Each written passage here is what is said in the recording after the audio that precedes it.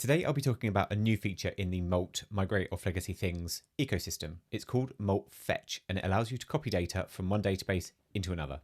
I'll be copying data from Cockroach, Postgres and MySQL into a target CockroachDB database, and I'll be using the following MOLT replication options.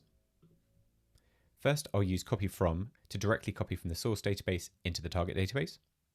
Next, I'll replicate data from the source to the target by way of CSV file. Next, I'll create a file server to serve that CSV file up to the target database.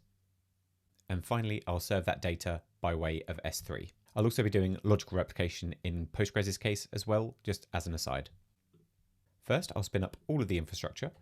I'll create my source CockroachDB database. I'll create my source Postgres database. And note that I've set the write-ahead log level to logical because that'll be required for the logical replication. Next, I'll create the MySQL source database. Note that I've got a bunch of flags here that will enable me to do replication from MySQL to Cockroach. And finally, I'll create the target CockroachDB database. I'll now insert data into all of the source databases, starting with Cockroach. I'll create an example database and a table. This table is going to have an ID, UUID, a decimal value, and a timestamp. And next, I'll insert a bunch of date-based data that I'm just generating using a generate series function. I'll now move on to Postgres. I'll create the database. I'll create the table again. Same structure of the table, and then I'll insert the same data into the Postgres table. I'll now do MySQL. I'll create the database.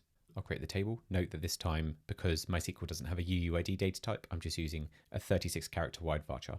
I'm going to disable the only full group by requirement, and I'll increase the recursive max depth on common table expressions because I'll be generating dates again. If I hadn't done that above, it would complain.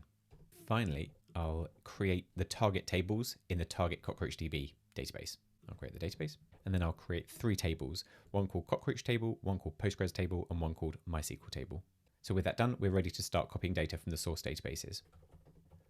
I'll open up the terminal over here for the target database. And first, I'll run a direct copy from the source CockroachDB to the target CockroachDB. I'm running MOLT Fetch with the source set up to be the source database that I originally created, the target database that I've got over here on the right. The table filter, this is just a regular expression. I'm asking for just the Cockroach table to be replicated. If I omitted that, more tables would be replicated. I'm going to do a direct copy. I'm using the live argument because I want the target table to be queryable during the replication. And with that done, I'll select the count from the table. We can see that there are the same number of rows in the target table that existed in the source table. I'll clear everything out, do another count, and this time we've got 0 rows. Ready for the next one, which won't be a direct copy this time. It will use an intermediary CSV file. I'll do the count again. Same number, so that method has worked as well. I'll clear all the data out. And this time I'll surface the data to the target cluster by way of a file server. So that's created the CSV file, spun up a file server, and inserted the data into the target database. And finally, for the Cockroach example, I'll use S3 as an intermediate. I'll set some parameters just to make sure I've got permission to use S3. I've created a bucket called CRDB MOLT Fetch demo. I'll create a CSV file, I'll move it into S3, and once the replication is finished, I'll clean everything up.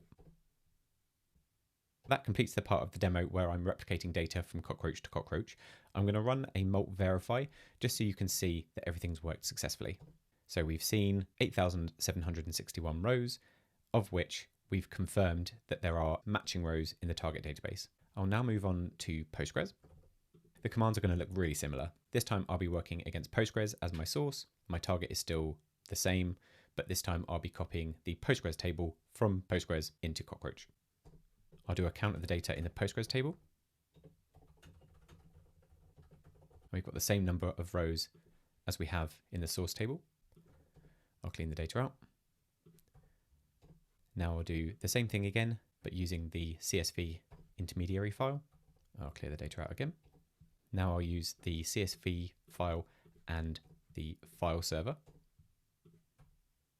This time before the S3 replication, I'm going to show you logical replication in Postgres.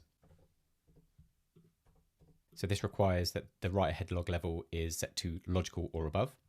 And what I'm doing in here, I'm doing exactly the same as before. I'm filtering for the Postgres table, but this time I'm creating a logical replication slot I'm dropping it if it already exists. I'm calling the slot fetch, that could be called anything, and I'm setting the plugin to use for logical replication, which is just going to be PG output.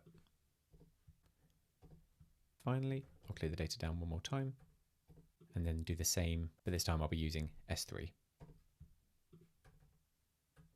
I'll run one more MOLT verify. So this time we're verifying against Postgres and Cockroach. And we can see that of the 8,761 rows we've seen, they are all present and correct in CockroachDB. Finally, I'll move on to MySQL. First, I'll do a direct copy from MySQL into Cockroach.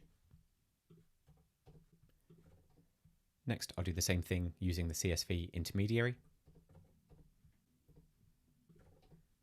Next, we'll use the file server. And finally, we'll do S3. I won't be running MOLT verify against the MySQL instance because the ID type in MySQL is a string and the ID type in Cockroach is a UUID. MOLT verify isn't currently able to compare those two differing data types. It's worth noting that when you have a large table, let's say 10 million rows or more, MOLT Fetch will provide a progress indication indicating how far along the replication process you are. I've added just over 10 million rows to the source CockroachDB database, and I'll show you that with this select. So there's around 10,500,000 rows. So this would, when we come to fetch, show us some progress indication. Let's see what that looks like. I'll be using S3 for this.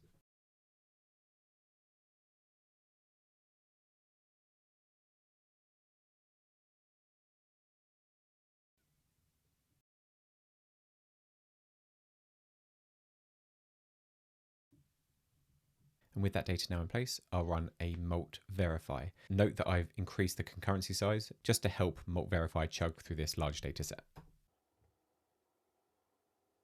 And there you have it. All 10,519,201 rows have been successfully checked, and they exist in both databases. So that's MOLT Fetch. I demonstrated ingesting CockroachDB, Postgres, and MySQL data, although there'll be more databases to come.